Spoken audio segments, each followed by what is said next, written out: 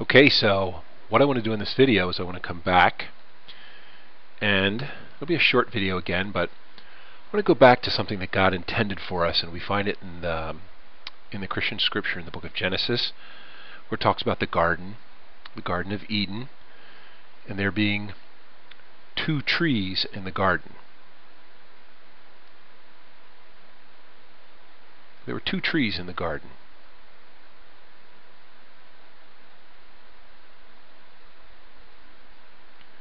So you can picture these two trees. Let's make one. Let's make them both green. There is the tree of the knowledge.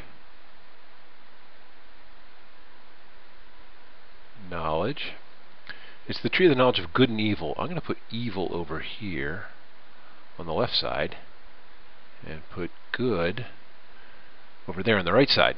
There's the tree of the knowledge of good and evil, and there's also the tree of life. This is the tree of life. So this is something God had intended all along. We have two trees in the garden, the tree of the knowledge of good and evil, plus the tree of life. And God spoke to Adam and Eve, the first two people that were created. And when God spoke to them, they were in perfect harmony with God, and He said to them, "You are free to eat from any tree in the garden, but you must not eat from the tree of the knowledge of good and evil. For when you eat of it, you will surely die." Now, a question we're going to ask is, what does that mean when He said, "You will surely die"? But notice that the first three words out of God's mouth, you are free. You are free to eat from any tree in the garden, except for one tree, the knowledge of good and evil. For when you eat of it, you will surely die. So let's go over here and ask this question. What does it mean? What does it mean? You will surely die. Sorry about my handwriting. Getting used to this tablet. What does it mean, you will surely die?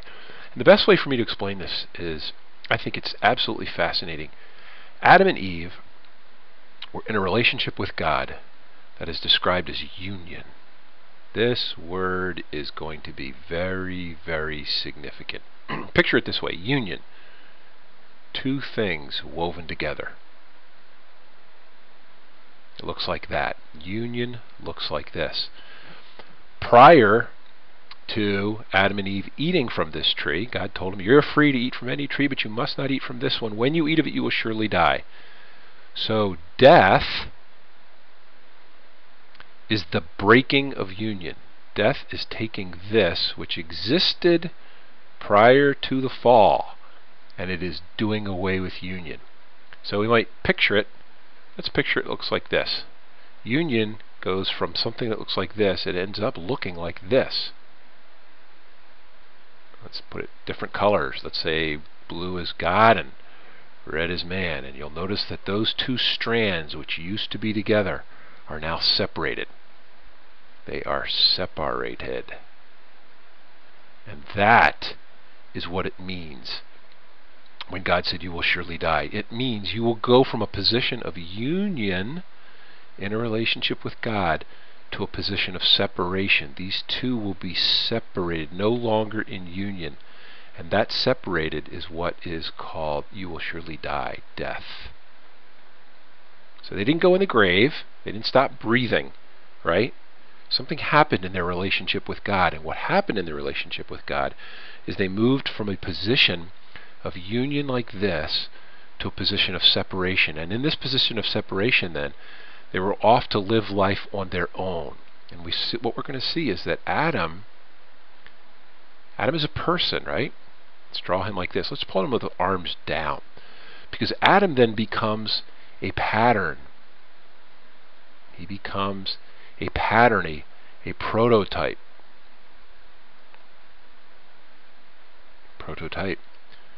Of us.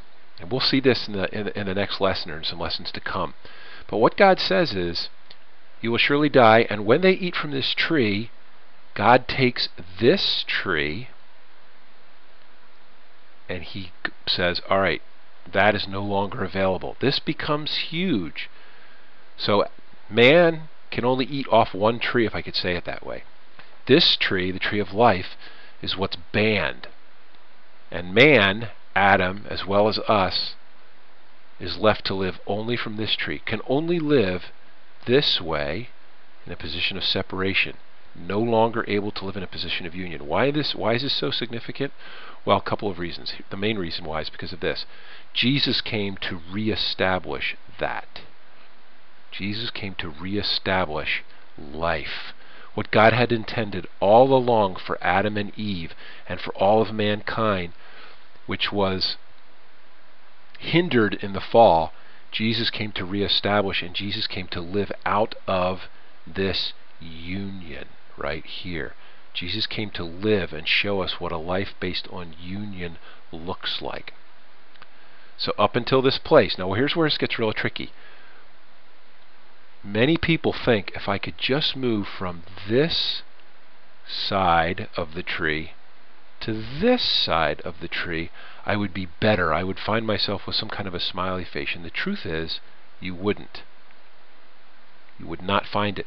If I could move from the evil side of the knowledge of good and evil to the good side of the knowledge of evil, wouldn't I be okay with God? And the answer is no, you wouldn't, because it's about switching trees. It's about moving from a place of living based on the knowledge of good and evil over to life, which we're going to see is patterned in Jesus, patterned out of union.